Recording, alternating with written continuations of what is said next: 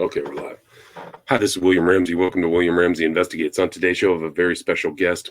Her name is Renee Marino, and she has just written a book, or writing a book, which will be published in early 2022. And the title of the book is Becoming a Master Communicator, Beginning New School Technology, Balancing New School Technology with Old School Simplicity. Sorry, that was a wrong title. Anyway, she is a professional communication coach, and she's going to talk more about her book. So, Renee, are you there? I am here. I'm so happy to be here. Thanks for having me. Well, thanks for agreeing to the interview. For people who may not have heard your background, can you talk about your background and what led you to write this book, Becoming a Master Communicator? Absolutely. For over 16 years of my life, I was a professional actor, singer, dancer on Broadway, in film, television, and I've always been obsessed, William, with communication. And I think it comes from my background. I grew up in an Italian-American family, so it was very common for us to be sitting around the kitchen table, talking, eating, laughing, arguing sometimes, but nonetheless communicating and connecting. And because of that, all throughout my life, I was always intrigued with the way people communicated and why. And the years that I was recording music, I even created a song called Communicate, go figure. And then in 2017, I started doing my most recent Broadway show, which was Pretty Woman the Musical, just like the movie. And I had this idea to write a book. I've always been a writer since 5 years old. It was one of my other passions. And after talking to my girlfriends in the dressing room about who's dating who and if they're bringing up conversations that are on their minds and just all this talk about communication, I said to myself, there's a book in this. And especially nowadays, as you mentioned, my title, Balancing New School Technology with Old School Simplicity, that subtitle is really about the fact that we are now in this digital age, right? Everyone's with a smartphone. We're all connecting virtually. And it's such a beautiful gift. But if we don't learn to balance it with those more personal channels of communication, like face to face, picking up an actual phone to your ear to have a conversation, or handwritten letters, right? Remember those? Right. If we don't balance that, then we're in for problems. And I've faced it in my own life. I've witnessed it in my clients, in my friends, family. When we rely so heavily on technology, so many misperceptions happen, miscommunication. And I'm sure you know as well as I, in life, everything starts with communication, business, personal lives. So that's really where the book developed from. Right. So, I mean, all this stuff is very important, and you're right. Like this technology, there's so many, you cite so many examples of miscommunications with texts and miscommunications with technology. There are dangers, and I've had those experiences myself. Like, what's this person doing? Where are they? Are they angry at me? I've spent days like that. Like, yes. So maybe we can talk about the hazards of this new technological age we're in, and as far as its effect upon communication. Sure. When it comes to communicating virtually, we love it because it's convenient, right? If I need to shoot you a text real quick, William, you're going to get it in 4 seconds. Great.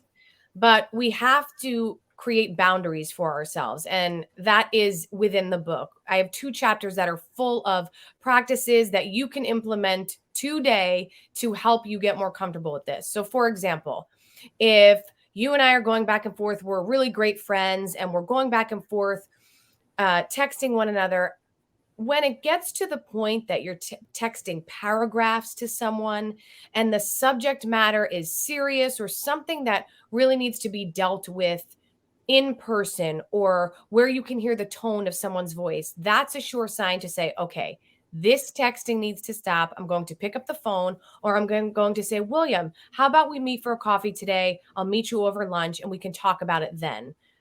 The problems really start when we continue the text messages, we continue the email threads when they've gone far beyond the time that they should, when we are discussing matters that shouldn't be you shouldn't be connecting over these matters if there's no tone, right? Email, Right. text, there's no tone. Like you said, how many times, I'm sure all of the listeners can agree, have you sat there with your smartphone and someone texts you and they put an emoji and you're like, oh, why'd they use that emoji?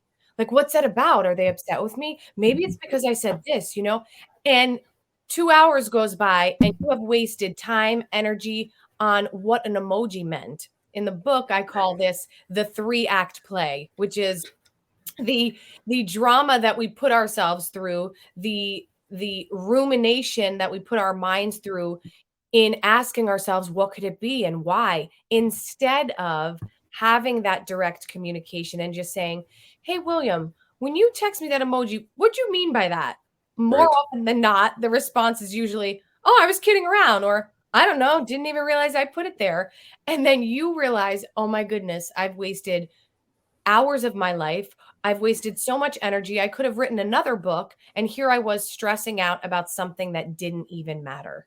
Right. And I mean, that's so important. The effective communication is so important because face-to-face personal communication, you also get nonverbal clues that you cannot get through the modern technology. So like that's a significant proportion element of these communications in any circumstance, family, loved one, business relationship, anything like that, being face-to-face. So I think you make great points about getting off of these like text and emails and things like that.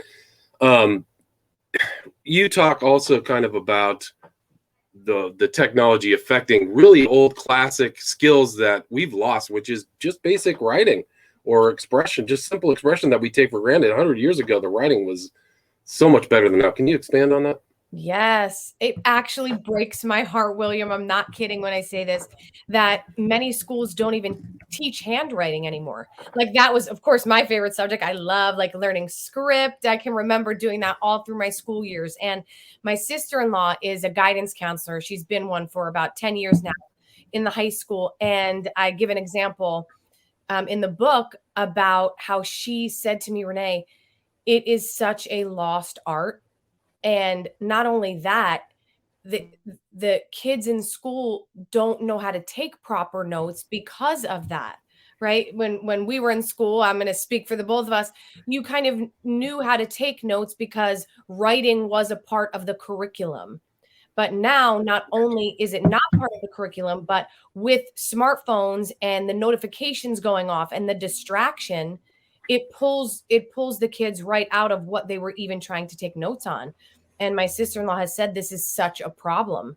It's such a problem for so many of their students. And I hear it all the time. I spoke to so many parents, teachers in researching for my book, and I'm telling you, it was like 98% of them agreed that children nowadays, children, young adults, they have lost the art of being able to write a complete sentence. And many people nowadays could say, well, it's no big deal, right? I have Grammarly. I can just figure it out online. But at the end of the day, don't you want to know that if you had to, for a job interview, write a paragraph about why you're the best person for the job, you want to be able to do that because what we write is a representation of us. When I write you a handwritten letter, William, that's a representation of my feelings towards you, right? It's a very personal skill. And the fact that it's becoming a lost art, it breaks my heart. It really does. Really is. It's really a loss. And you don't see it that often in these young kids writing in a very effective way into loved ones, family members, business people, expressing themselves effectively. It's a lot of it's choppy and they rely upon texting instead of kind of this classic element. And I think that goes to another point you make in your book, which is the loss of ability and to focus, but also another point of communication, which is actually listening, right? Oof. Listening is, I think, the most crucial part of being a master communicator. So often, especially nowadays, I mean, we see it everywhere. We're not listening. And Stephen, Kobe. yep, absolutely. He talks about how so often we listen with the intent to reply and not the intent to understand. And that is such a common problem nowadays because we are all used to things happening fast, quick. I'm talking to you, I hear a notification go off, my focus has switched. We're switching all day long. So when it comes to fully listening in a conversation, it's becoming less and less. The more technology gets advanced because our brains are now programmed I say in the book, I say we are like Pavlov's dogs, right? Conditioned to tune out the minute we hear a notification go off, the minute a new ad pops up on a link bar. And this is causing us to become much less apt to listen. And it's very much a problem because, as you said, that is such a crucial part of communication. When I can sit here and fully listen to you and take in what you're saying to me without thinking, without focusing on myself, right? Not thinking about what I'm going to say, how I'm going to respond, but fully absorbing what you are sharing with me, it's a gift on both parties, right? I give you the gift for this open platform to be heard, and I give a gift to myself to possibly learn something, to experience a new perspective. And we lose these gifts when we are so consumed with ourselves. We're consumed with winning the argument, or we're consumed with sharing our opinion. I don't care about what you have to say, but let me tell you what I know. Right. And we can see it, right? I think we can see it in the world right now. We see it in the news. We see it everywhere. No one is actually having a conversation. And I really believe, William, I believe it in my heart, that this book is going to help so many people, because communicating is very much like breathing. We don't often think about it until things go awry. You don't think about how you're breathing until you can't breathe and you're having an anxiety attack and you're like, can't catch my breath. The same thing happens with communication. You go about your day communicating in the way that is most natural to you, and then you come across a block, whether it's a miscommunication through a text, or your boss actually didn't get your email and is now having, telling you that, oh, I feel like you're not working effectively. And meanwhile, you sent the email, but it went to spam. So we aren't conscious of how we're communicating in our relationships, personal and professional, until something goes wrong. So my hope with this book is that it's going to bring awareness to all of us to say, wow, well, do I do that? Right. Do I check in on the phone after I've texted a friend for hours and check in and just be like, hey, are we good? Did you understand what I was saying when I text that? If we're not aware of that, then that is where, we can experience a lot of heartache and a lot of miscommunication. Right. And I think that even the technology, you make a point to in the book that because you're on tech, you're missing the opportunity to properly communicate. Can you talk about how technology has inhibited people? I mean, the types of communication, like for me and my family, somebody's on the phone, you might as well be talking to a wall about Yes. something even important. Yes. Oh, it's such a double-edged sword, right? I know my husband and I, we go through this all the time, especially the both of us are working from home. I have my own business. He is doing 10 different things at once, and a lot of that business is done through technology. So I'm on my phone, he's on his phone, and it takes a lot of conscious effort for us to be like, okay, that's it. Phones away. I need to like really hone into you. How was your day? What's going on? You feeling okay? And with technology, the way that it has inhibited us is it makes it really easy for us to escape ourselves. And I say this all the time because I believe it so strongly. The most important communication that we have is within ourselves. And that sets the tone for all of the communication we have in our exterior relationships. So if we are not having honest conversations with ourselves, how am I feeling today, Renee? What's going on? What's bothering you really? And taking the time to write about it. Simply asking the question, how am I feeling? And then writing about it first thing in the morning can set your day off on such a positive way, because you've now checked in with yourself first. And because of technology, what do many of us do? Eyes are open, grab for our phone. What's Yeah. going on? We scroll. And Brendan Burchard, who I love, talks about this. He talked about this in one of his podcast episodes. The danger in doing that is the minute we wake up, we're checking out of our lives and into someone else's. And what does that do, William? We go into comparison mode. We look at, oh, they're doing this. Man, I'm not doing well enough. They look so happy. I don't feel happy, because we're comparing our real lives to this beautiful culmination of photos and videos that the other people have allowed us to see. Right. That sometimes aren't even a real disposition or depiction of their life either, too. So that's a whole nother thing. Like, that's a false element of high-tech communication too. It's like some of these Instagram models and stuff like that, these lifestyle people, they're not even living that real life. For sure. Oh my goodness, it's so true. And it's so ironic because we have to remember, I think it's so important for us to remember, because so many people, I mean, the depression rate has elevated through all of this because, again, people are comparing themselves to what they think is real. And we have to remember, and I hope all the listeners remember this, no one's taking pictures or videos of when they have just argued with their husband or their wife, or when they're in their room crying by themselves because they feel lonely and they feel confused.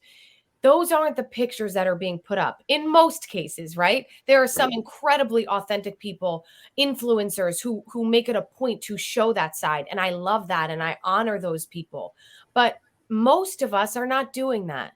So remember that the next time you compare yourself and you start to feel a little crappy about yourself, take a pause and say, okay, hold on. I'm going to remember what Renee said. This is not all as it seems.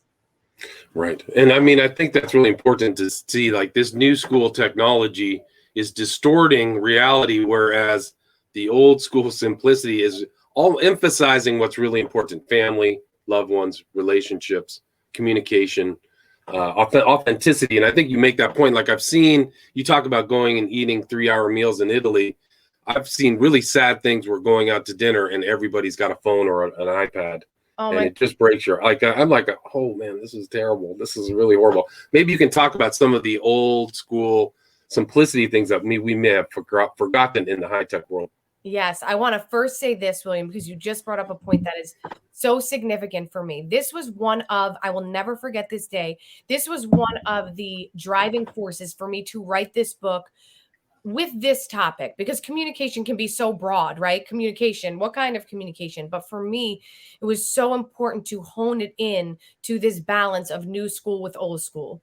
I was out to dinner one day with a dear friend of mine, and the two of us are catching up, having a great conversation. And next to us, it's a family of 5. It was two, parents, husband and wife, a teenager, and then 2 young children. And I kid you not, the entire meal, no one spoke. Each of them had their heads down in a digital device. And even when the food came, they kept it in their hands. And I'm not kidding when I say my heart broke. Because again, going back to my roots, what I'm used to, when you sit down at the table, that's when you communicate the most. You're talking, you're checking in with each other. And that's, to me, where I feel love. I feel community when I'm around the table and I can be eating with my friends and having that conversation. And there was none of that. And my friend and I, we couldn't believe it. You couldn't help but be aware of it. I mean, they were sitting right next to us. And I was just like, what a waste of time, right? This precious time that we are given. Life is so short. No one ever knows. And we have this gift to be with our family members. And for 2 hours, they couldn't put those digital devices down. And the sad reality is we're becoming addicted. We're addicted to picking up our phones, even when we're totally unconscious. I've done it. This is why I can write about it. For 4 seconds, nothing's going on, and I pick up my phone and I'm thinking, Renee, what are you doing? So seeing this family was really what propelled me to write this book. But going back to what you asked about, what old school simplicity qualities are we missing that we can still adopt? Number one is having the phone put away. Studies show that even just having a phone out, like your cell phone out on the table, if you and I are out to lunch, proves to be a distraction, even if you're not touching the phone. It proves to be a distraction to the other person because you're aware of it, right? It's there. We know that at any second, an alarm could go off, someone could be texting you, and it changes the fullness of the conversation. So I would say, first and foremost, having our phones put away. When we know we're going to be meeting with a friend, a family member, take that time, put the phone away.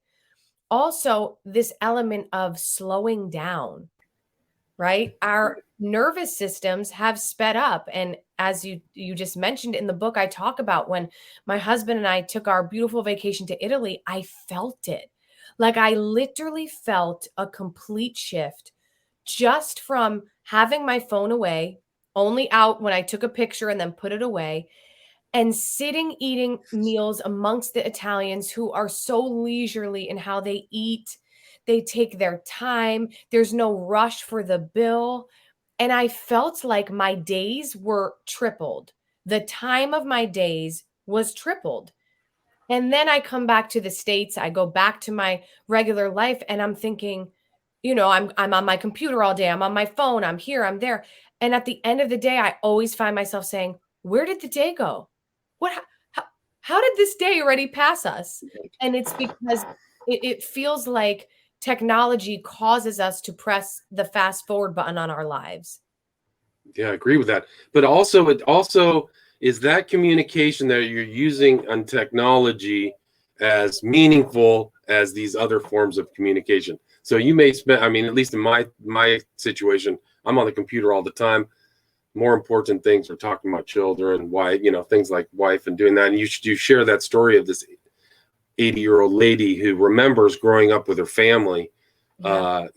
and their time is nothing like what it is today. No distractions, not even a TV. Dad's playing music, kids are Yep. dancing, and it just kind of like juxtaposed with our current day, like we've gone down a road. I don't think it's that great. I mean, this whole technology, and I mean, I yeah, like know. It's such I know, William. I was just speaking to someone else about this, and uh, they were talking about how virtual reality and mixed reality that's coming, right? It's already here.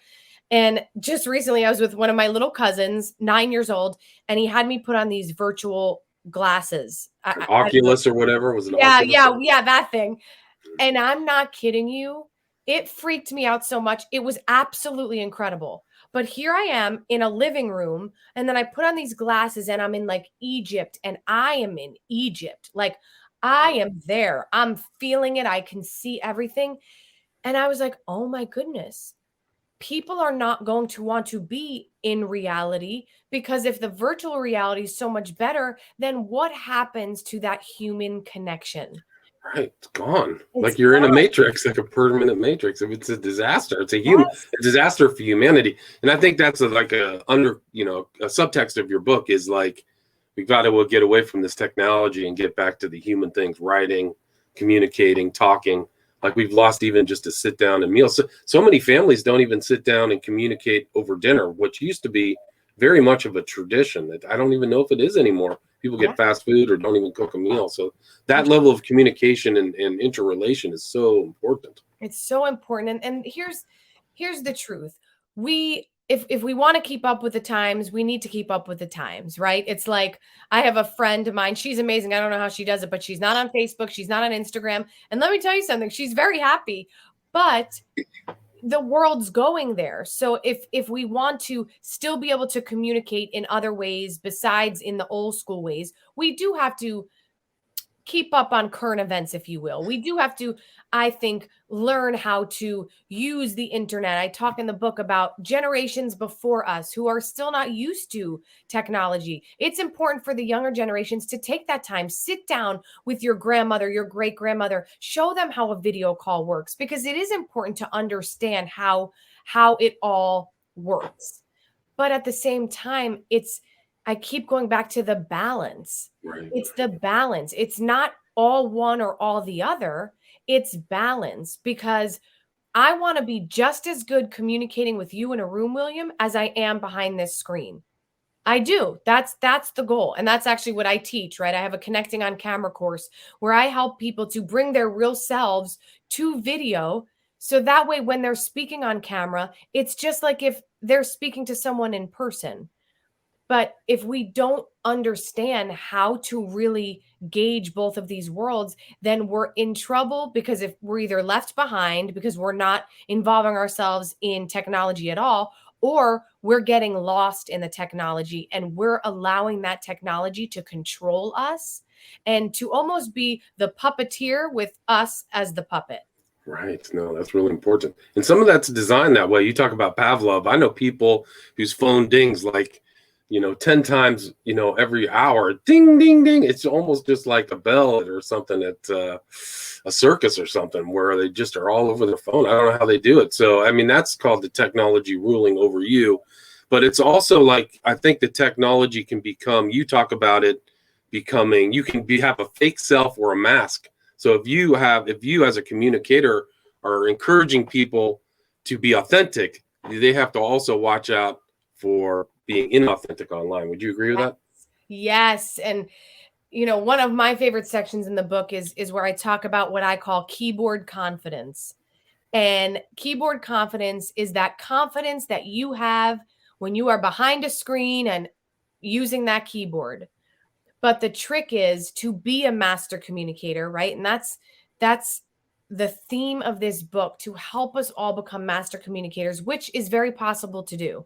If we want to become master communicators, we have to have the same confidence we have behind a screen and on a keyboard that we do in person. And where I see the disconnect is people that I know on a very deep level. I will sometimes see a social media post of theirs and I have to look twice because I'm like, who wrote that? And what have they done with my friend? Because I know they would never, ever say that to someone in person.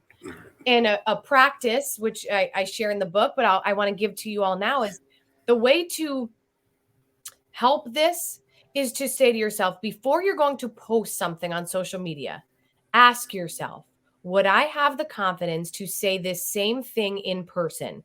If the answer is no, great. Have a cathartic writing session, write it in your journal, put it away, and then just write the post how you would be comfortable saying it in person. Because then you never have to worry about inauthenticity, someone walking up to you and saying, "Oh, I saw that social media post. Let's talk about it." And then you're like, "Oh," right? Not that that may never happen, but the point is, if you want to live your life the way I love to live my life, as an honest, authentic human being, you want to be the same person online that you are when someone meets you outside in your neighborhood, that you are when you're speaking on stages, that you are when you're sitting in a virtual meeting. It needs to all be the same person. And often in this day and age, what I'm seeing is a separation of identity, if you will. Yeah, for sure. No, I totally agree with that. And some people are a little different online than they would be in real life. Insults, things that could come back and haunt you, posts from a long time ago. So people really need, I mean, that's definitely not being a master communicator. If you say something online that lasts forever. Yes. So you got to really be careful. What else, what other themes would you like to cover in your book? Oh, there are just so many themes. As I said before, the first and foremost, actually, my first chapter is about discovering your communication home. Because again, starting with yourself is the way to develop into that master communicator. And you have to know why you are most comfortable communicating in the way you do. I have a list that you can choose from that helps you to really identify what kind of communicator am I. I'll use myself as an example.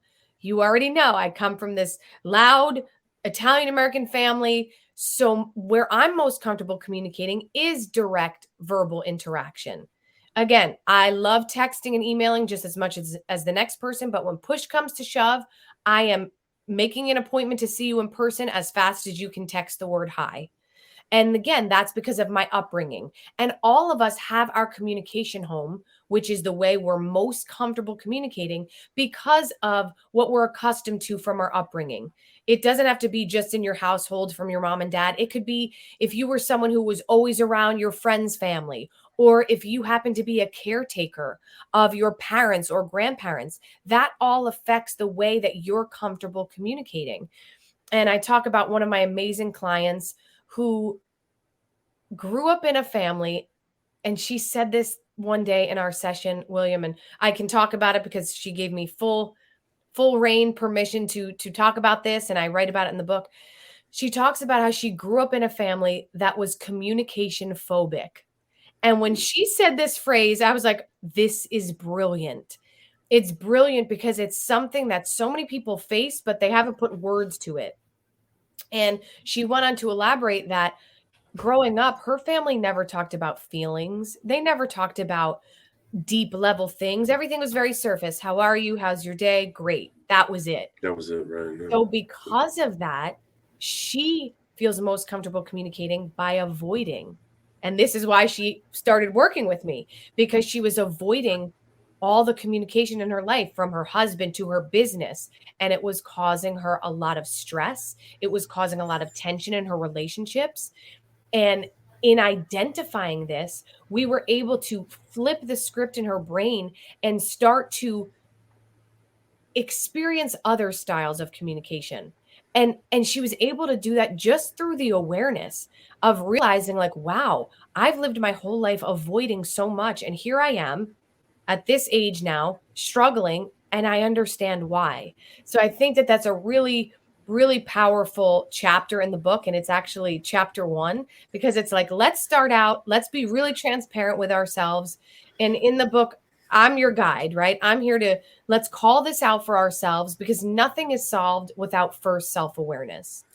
Good point. And you do have those little sections where you can ask while you're reading along, you respond to questions. You have the reader respond to questions to get a better idea of where they're at, their self-understanding. Yeah. In the book, what my favorite part is, in each chapter, I have a reflection section. And there are a set of questions related to what the topic is in the chapter. And it gives the reader a chance to fully absorb what was just read. I love reading. So for me, I love this. I love being able to kind of take the time to journal, think about what I just read instead of just moving on to the next chapter. Because what happens, we absorb about 7 to 10% of what we read. We finish the book, it goes on our shelf. And then, as Tony Robbins says, it becomes shelf knowledge.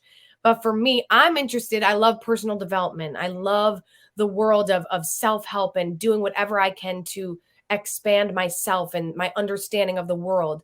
So by having that reflection section, it gives you a chance to take a second, pause, and really allow that information to be digested. Right. And I mean, I think, you have like your different styles too. People can identify with, was a peacekeeper, passion player, laid back. So you've kind of typified other people's styles. Maybe when they read through your book, they can get a better understanding of where they're at in communication. And right now, communicating is so important. It's everywhere. Maybe 100, 200 years ago, writing, or you talk to your family and that might be it. But now you can talk to people all over the world. I've talked to people all over the world, Israel, Europe. So very important to be a very skilled, if not master communicator. I definitely agree with that. Is there anything you'd like to add? Anything I missed before we wrap it up? We're at about 33 minutes. I think we got it all. As it's so funny, as we talk about the book, I get even more excited for my readers to read it.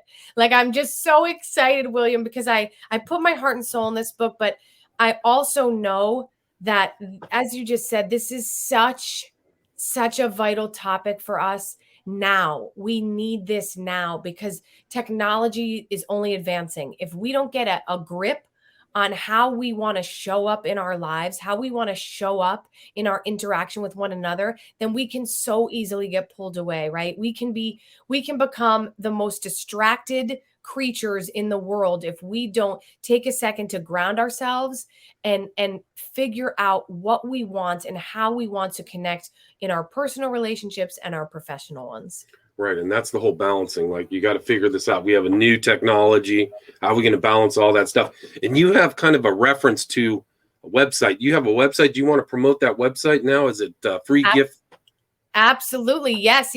Well, the website I want to promote actually is for the pre-order of the book, because the book is available to pre-order. And the exciting thing, William, is that when you pre-order through Barnes & Noble, through my link, becomingamastercommunicator.com, you get 2 free, incredible bonuses. The first one is 21 ways to use communication to increase business opportunities.